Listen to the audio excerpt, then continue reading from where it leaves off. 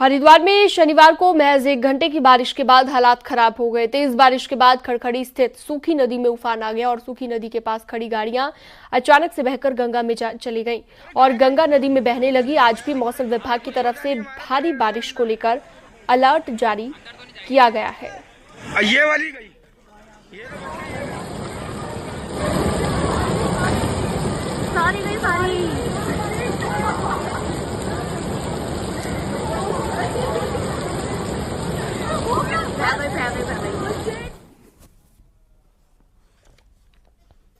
शनिवार को हरिद्वार में गाड़ियों के गंगा में बहने की जो तस्वीरें सामने आई, उन्होंने सबको हैरत में डाल दिया। सूखी नदी के रास्ते पर खड़ी हुई गाड़ियां अचानक पानी में जाने से और फिर बाद में पानी में समाती हुई नजर आई।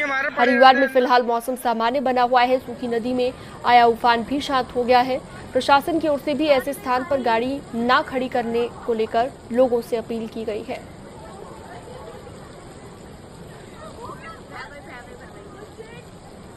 तो इन दोनों तस्वीरों के जरिए आप देख सकते हैं आज नदी शांत है, आज नदी उफान पर नहीं है। कल की तस्वीर आप देखिए जब 1 घंटे की बारिश के बाद गंगा नदी उफान पर आ गई और इस तालाब में कई गाड़ियां बहती हुई नजर आई।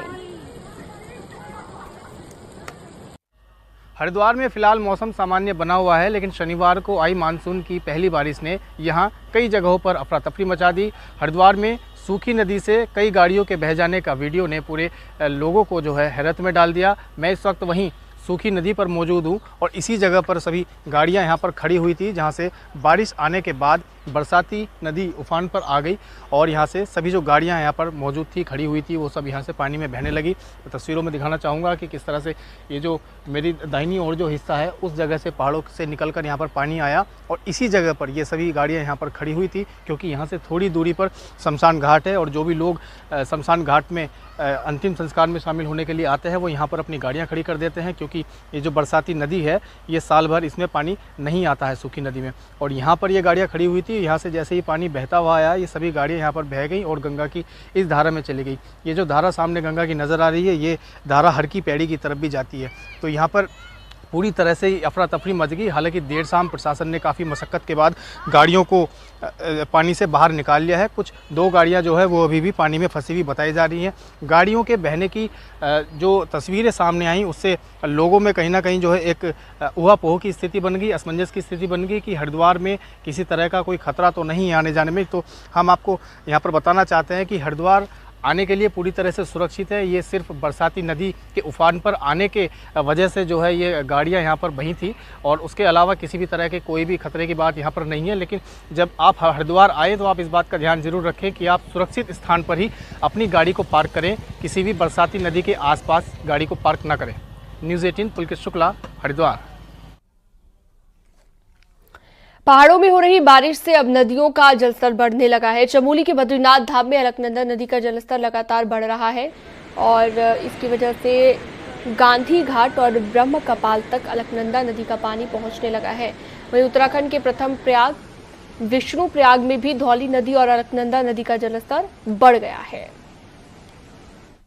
नदियों का जल स्तर भी धीरे धीरे बढ़ने लगा है। इस समय मैं उत्तराखंड के प्रथम प्रयाग विष्णु प्रयाग में मौजूद हूं और आप देखिए किस तरीके से धीरे धीरे जो अलकनंदा नदी है और जो धौली नदी है उसका जल स्तर यहाँ पे बढ़ने लगा है। और जो विष्णु प्रयाग का जो घाट है, कुछ दिन बाद अगर तेज बारिश होगी तो ये पूरा ढक जाएगा और कभी कभी जो पानी है, जहाँ पर आप अभी तीर्थ यात्रियों को देख रहे हैं, वहाँ तक ये पानी पहुँच जाता है। तो कहीं ना कहीं पहाड़ों में जो मानसून की दस्तक है वो कुछ दिन बाद तेज़ी के साथ देखी जाएगी, लेकिन प्री मानसून की अच्छी बारिश के बीच कहीं ना कहीं पहाड़ों में एक बार फिर से मौसम सुहावना हो गया है। रात को झमाझम बारिश हो रही है तो दिन में कहीं ना कहीं लोगों को थोड़ी सी राहत बारिश से मिलती हुई दिखाई दे रही है। चारों धाम की यात्रा भी चरम पर चल रही है। हेमकुंड साहिब हो चाहे बद्रीनाथ धाम हो, लगातार यात्रा चरम पर है। नितिन सेमवाल, न्यूज़ 18, बद्रीनाथ राष्ट्रीय राजमार्ग, विष्णु प्रयाग। देहरादून में भी कल शाम को खूब बारिश हुई। अब बारिश के बाद लोगों को राहत तो जरूर मिली, लेकिन कई इलाकों में जल भराव की दिक्कत हुई। कई जगह पर रोड धंस गए। मानसून की पहली ही बारिश में स्मार्ट सिटी की सड़कें कई जगह से धंस गई, बड़े बड़े गड्ढे हो गए, गाड़ियां भी फंस गई और गाड़ियों को निकालने के लिए जेसीबी की मदद लेनी पड़ी। ये तस्वीरें इंदिरा नगर की है, जहां पर स्मार्ट सिटी के कामों के बाद सड़कों का क्या हाल है आप खुद ही देख सकते हैं।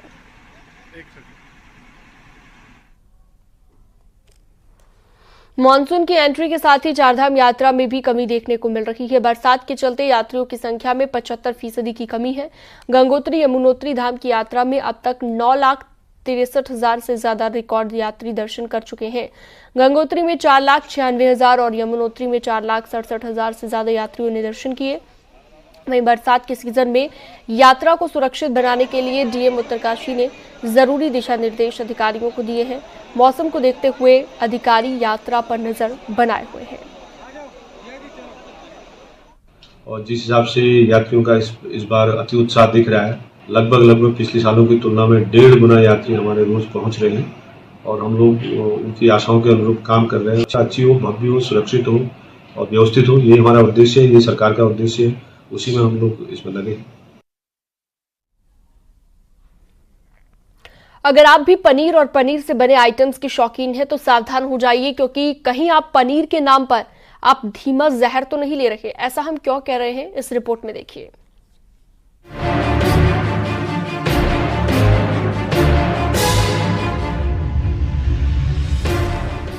तस्वीरों में जंगल के किनारे जो मकान आपको दिख रहा है, ये नकली पनीर बनाने की फैक्ट्री है जो देहरादून में रायवाला क्षेत्र के राजाजी से सटे इलाके में पिछले 6 सालों से बेधड़क चल रही है, जिस पर अब फूड एंड ड्रग विभाग की टीम ने छापेमारी की।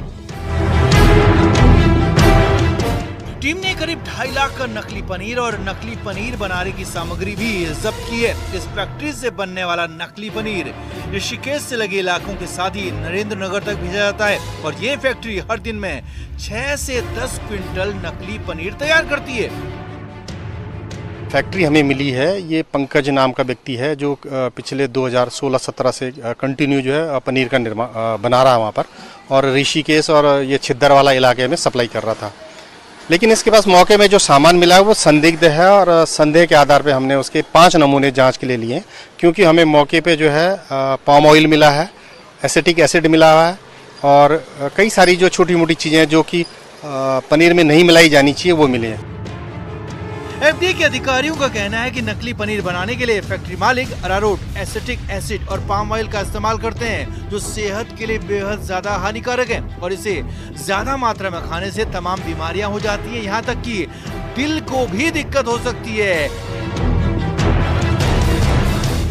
पहले भी नकली पनीर और नकली मावे पर कई जगहों पर कार्रवाई हो चुकी है, लेकिन सबसे बड़ा सवाल यही है कि राजधानी देहरादून में अफसरों की नाक के नीचे 6 साल से नकली पनीर बनाने की फैक्ट्री आखिर चल कैसे रही थी। देहरादून से न्यूज़ 18 के लिए सत्येंद्र बर्तवाल की रिपोर्ट।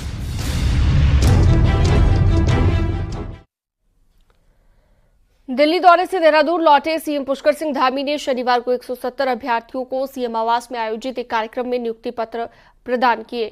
इनमें सिंचाई, लोक निर्माण विभाग समेत 11 विभागों के 165 असिस्टेंट इंजीनियर और ऑडिट विभाग के 5 जूनियर असिस्टेंट शामिल थे।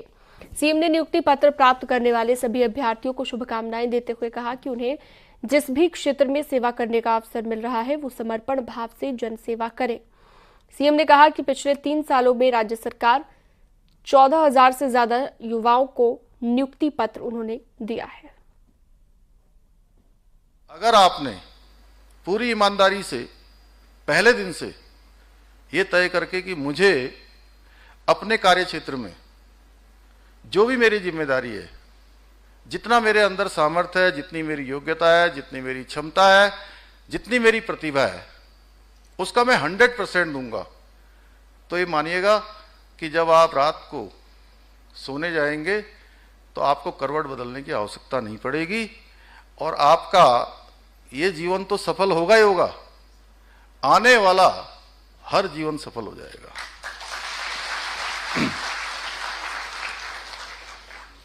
आपके कामों से न केवल हमारी जो ये वर्तमान पीढ़ी है, वो आने वाली पीढ़ियां भी इसका लाभ लेंगी, इससे लाभान्वित होंगी।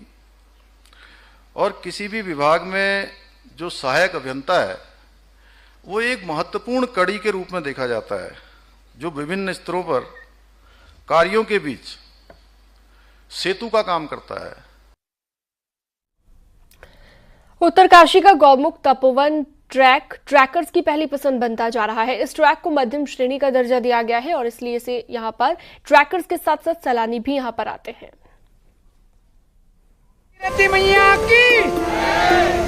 वंदे वंदे।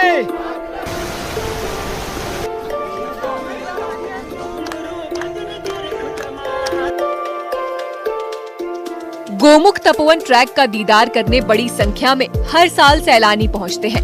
इस ट्रैक पर देहरादून का 21 सदस्यीय दल गोमुख तपोवन की ट्रैकिंग करके लौटा है।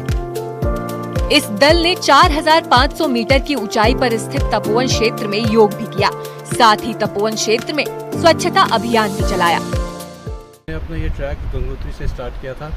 गंगोत्री से चीड़बासा, चीड़बासा से भोजबासा, भोजबासा से Tapovan, and now we are going to coming back. So during this track, we have found lot of facilitation by the Himalayan hikers. बस तकरीबन गंगोत्री से 15 किलोमीटर अप्रॉक्स रहता है और फिर उसके बाद हम अगली सुबह गए हैं तपोवन के लिए और जहां हमने ट्रॉली से नदी, गंगा नदी जो पार की है उसका तो एक्सपीरियंस बिल्कुल ऐसा था, ऑसम था, हम कुछ बता नहीं सकते उसके बारे में। गोमुख ट्रैक पर ट्रैकर गंगोत्री ग्लेशियर से होकर गुजरते हैं, इसलिए ये ट्रैक रोमांच के लिए शानदार माना जाता है। यहाँ की सुंदरता सैलानियों के मन को मोह लेती है। 3 महीने पहले मैं केदारकंठा गई तो इस बार मैंने गोमुख और तपोवन वाला ट्रैक किया और ये बेहद ही बहुत ही खूबसूरत एक ट्रैक है और कभी भी कोई इंसान हिमालय की गोद में आ नहीं सकता। इतना खूबसूरत वातावरण, इतनी शांति। मुझे लगता है अब कभी भी मुझे अगर छुट्टी चाहिए तो शायद मैं बार बार उत्तराखंड आऊँगी।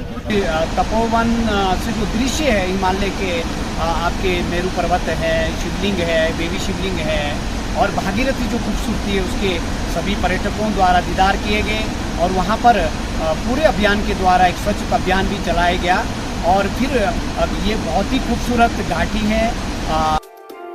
गोमुख तपोवन ट्रैक से माउंट शिवलिंग की खूबसूरत पहाड़ियां दिखती हैं। इसके साथ ही प्रकृति के सुंदर नजारे बार बार सैलानियों को यहां आने के लिए प्रेरित करते हैं। न्यूज़ 18 के लिए उत्तरकाशी से बलबीर परमार की रिपोर्ट। मसूरी से लगे जौनपुर इलाके में अगलाड़ नदी में मौड़ मेला मनाया गया और मानसून की शुरुआत के साथ हर साल इलाके में लोग नदी में उतरकर मछली पकड़ते हैं और करीब 4 किलोमीटर के एरिया में मछली पकड़ी जाती है। इस दौरान सैकड़ों की संख्या में लोग नदी की धारा में पहुंचते हैं और वहां पर तिमूर की छाल से बना पाउडर डाला जाता है। इस पाउडर से कुछ देर के लिए मछलियां बेहोश हो जाती हैं, जिसके बाद उन्हें पकड़ा जाता है और इस मौके पर ढोल नगाड़ों के साथ लोक नृत्य भी होता है। इस मेले में सैकड़ों मछलियां पकड़ी जाती हैं, जिन्हें लोग प्रसाद के रूप में घर लेकर जाते हैं। स्थानीय लोगों का कहना है कि मेले का उद्देश्य नदी की सफाई करना होता है। राजमोहन है, इसको राजमोहन बोलते हैं, अगलाड़ नदी में मनाते हैं इसको और इसमें लाखों की संख्या में जौनपुर, जौनसार, करीब 4 ब्लॉक के 3 जिलों के लोग आते हैं और ये सदियों से चली आ रही परंपरा। राजा के समय पे जब राजा खुद यहाँ आते थे, जो टिहरी रियासत के जो राजा थे वो खुद यहाँ आते थे और यहाँ पर उनके नेतृत्व में मछली पकड़ने का काम करते थे। लोकसभा चुनाव में 5 सीटों पर हैट्रिक लगाने के बाद भी बीजेपी मंगलौर विधानसभा उपचुनाव में सहमी हुई नजर आ रही है। चुनाव बद्रीनाथ विधानसभा सीट पर भी चल रहा है, लेकिन मंगलौर सीट उसके लिए खासी चुनौती बनी हुई है। इसलिए यहां पर बीजेपी और कांग्रेस दोनों पार्टियां चुन चुनकर स्टार प्रचारक उतरवाने के अलावा खास रणनीति के साथ आगे बढ़ रही है।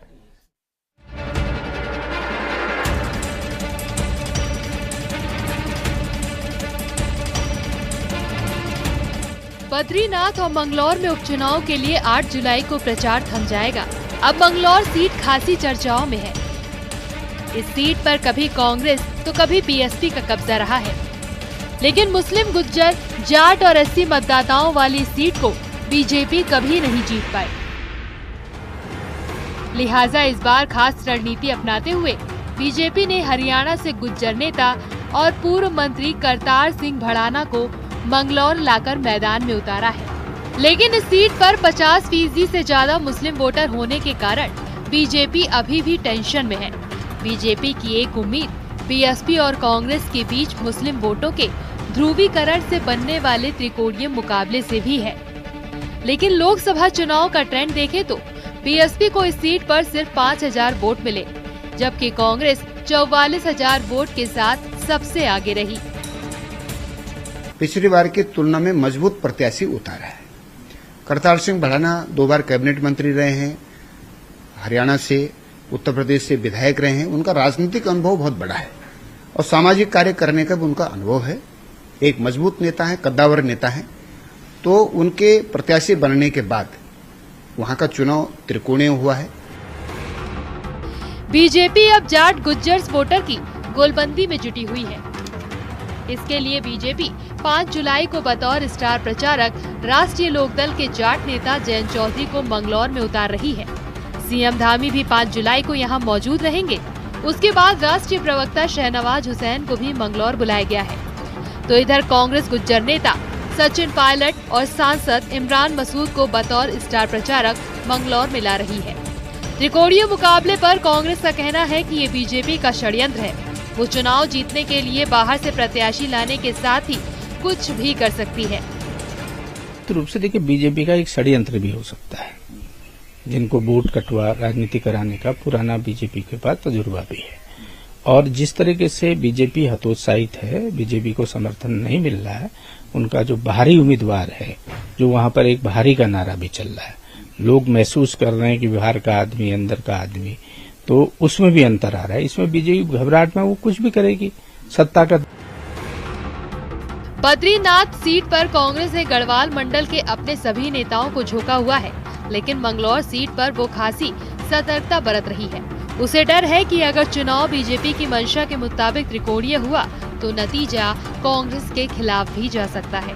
न्यूज़ 18 के लिए देहरादून से सुनील प्रभात की रिपोर्ट। देहरादून में सहसपुर के शंकरपुर में नदी भूमि को पाटकर प्लॉटिंग की जा रही है। स्थानीय लोगों के विरोध के बावजूद यहां पर 2-2 जेसीबी लगाकर खुलेआम अतिक्रमण किया जा रहा है।